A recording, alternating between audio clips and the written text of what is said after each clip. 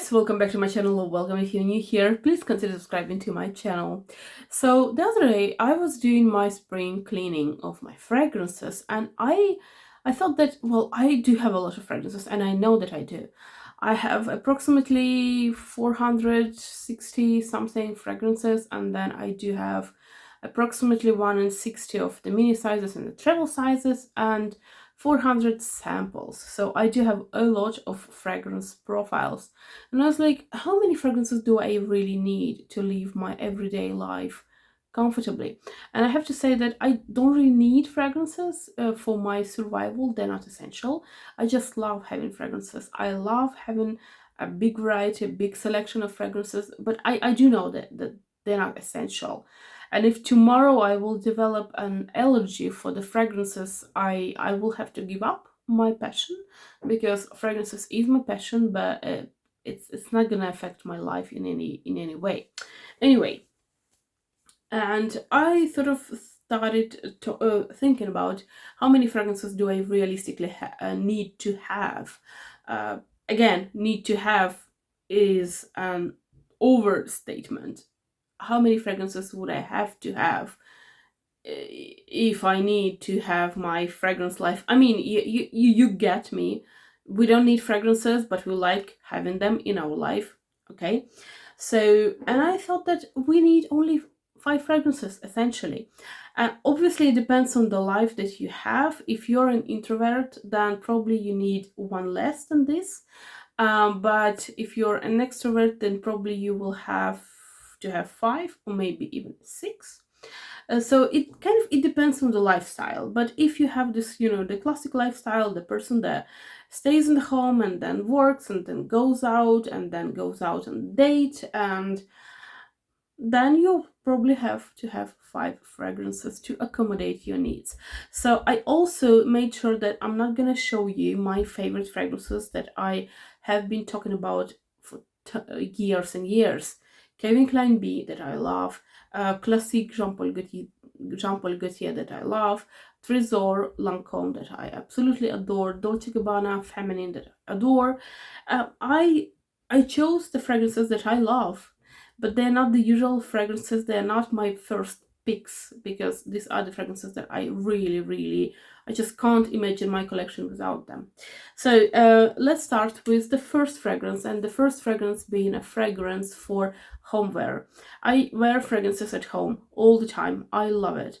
But for the homeware, I need a fragrance that is not invasive, a fragrance that can be absolutely and quite quickly substituted with another fragrance if I have to go out. So if I have sprayed a couple of sprays in the morning of this fragrance, I have to be sure that if I have to go out 2 hours later, I will spray other fragrance, and the fragrances will not conflict one with another.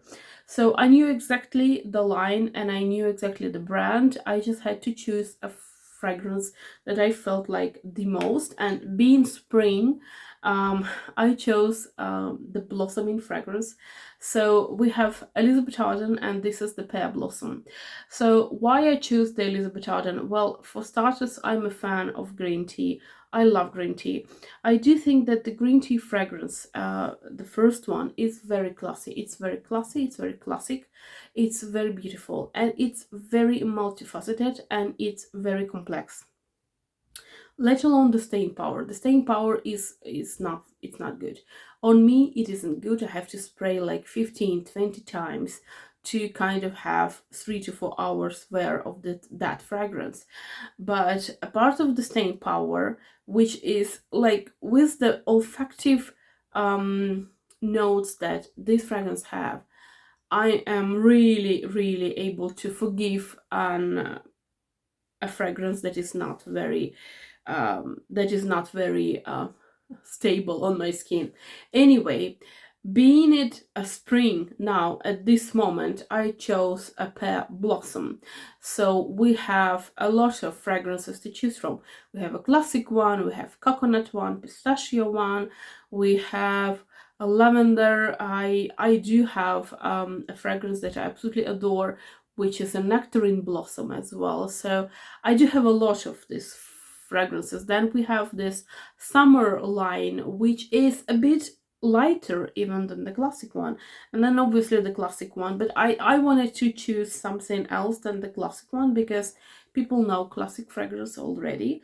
So it has some pear, it has lemon from Sicily, bergamot, green tea, the blossom of pear, we have jasmine, musk, amber, and mate. So we have a lot of beautiful beautiful notes, and this one is very green. It's very clean, green, zesty, flowery fragrance. It's beautiful.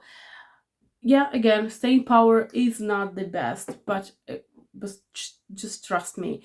Couple of sprays of this fragrance, or like even more than couple, 6, 7 of this fragrance, and it's a great pick-me-up fragrance for the morning, especially if you just got out from your bed, you went to your shower, you clean your teeth, what have you, and then you spray this fragrance. It's like a breath of fresh air without even going outside. So the next fragrance is the fragrance that is for a professional environment. This is a fragrance that is appropriate if you work with people and you don't really want to disturb people with your fragrance. And this one is very appropriate for even the strictest environment.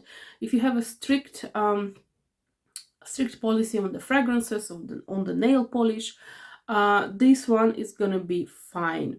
So this one is Flower by Kenzo, but this is an edition of 2021, and they keep coming with other editions, and with every single time these editions they keep getting lighter and lighter, which I actually like. I do have 2 classic fragrances, Flower by Kenzo, the classic ones, and they are by no means easy to wear. They are by no means light, because these fragrances are potent. They are beautiful, but they are really, really potent.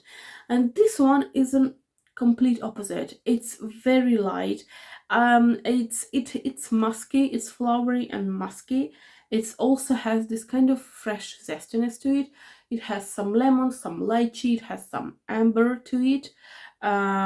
It has some mandarin and damask rose, rose water, mimosa, white musk, Madagascar vanilla, and patchouli. So we have this beautiful zesty opening with a flowery note, but this is the flowery note that it's kind of light, it's kind of transparent. I don't really feel all that much of a rose here, and you know I'm not a rose lover, and I can kind of feel more of a rose water here than the actual rose.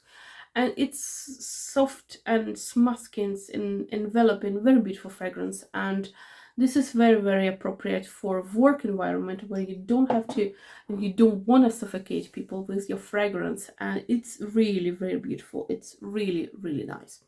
And then the date fragrance. You can go on a date with your partner, with your husband, wife, what have you. Or it might be a blind date or the first date. So for the first date, I chose something that is feminine, and I chose something that is not very overpowering, because you never know, or sometimes you do know, sometimes you don't, where the date will take you. You might end up in the restaurant, you might end up in the cinema, and if you are in this kind of closed space, it's probably better not to have an overwhelming fragrance on yourself. So this is my choice. This is the Valentino Voce Viva, and this is such a beautiful scent. It's very feminine. It opens up with this kind of zestiness, freshness and zestiness, some mandarin, some lemon, some ginger, and also we have some orange flower, gardenia, some vanilla, tonka bean, musk, and sandalwood. So we have a beautiful composition which is like fresh, and then it's a white flower, and then it's kind of a bit warmer.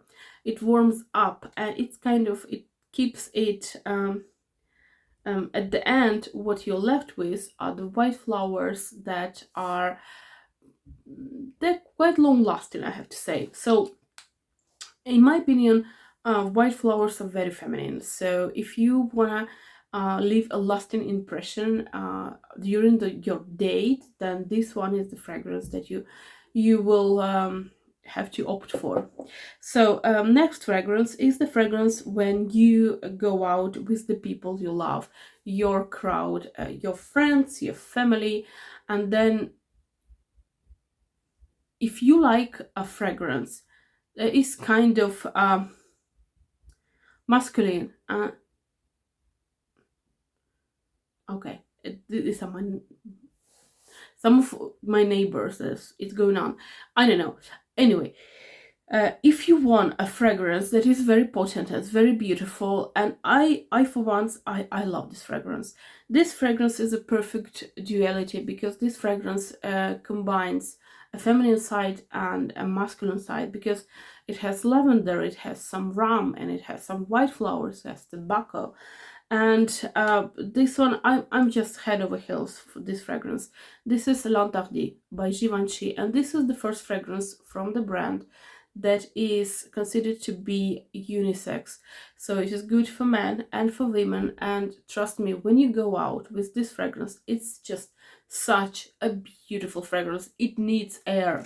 It definitely needs air. It needs space and air. That's why it's probably not a good idea to wear it in the closed space. So we have some cardamom, lavender, neroli, Indian tuberose, jasmine sambac, orange flower, tobacco, rum, patchouli, and vetiver. So we have this mixture of feminine and masculine, and it's just such a beautiful scent. Such a beautiful scent.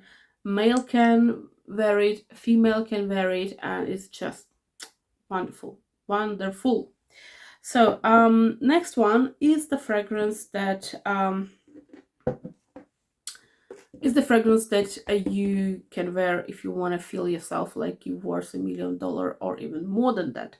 So, and for this, it's gonna be different for every one of us, because when I want to feel myself like, oh my gosh, I am so posh and so cool, I need to have fragrance that has my favorite notes in it. And so for this, I have chosen this one. It has fig, it has tuberose. I'm a fan of white flowers, so tuberose is fantastic. Fig is fantastic, sweet fig. I love sweet fig. And then we have some kind of warm sandalwood. So this one is Scandal. This is the Scandal Absolu by Jean-Paul Gaultier, and oh my gosh, I love this fragrance. I love it. It's such a beautiful fragrance.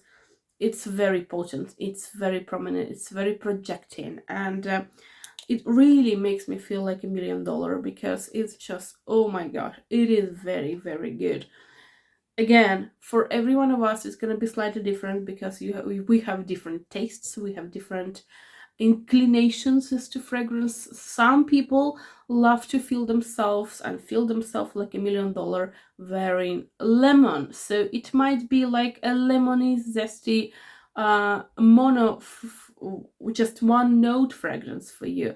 I don't judge for because I love this kind of fragrances myself, but it's gonna be strictly and very, very different from person to person. And then the sixth one is an optional, because some people like to wear fragrances to sleep, and it's a polarizing topic. Some people can sleep well when they wear fragrances, some people do not sleep well when they wear fragrances. I wear fragrances when I go to sleep, and for me it's every time it's a different fragrance, to be honest.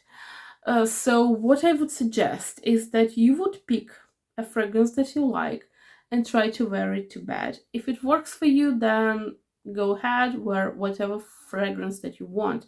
If it doesn't work for you, then don't.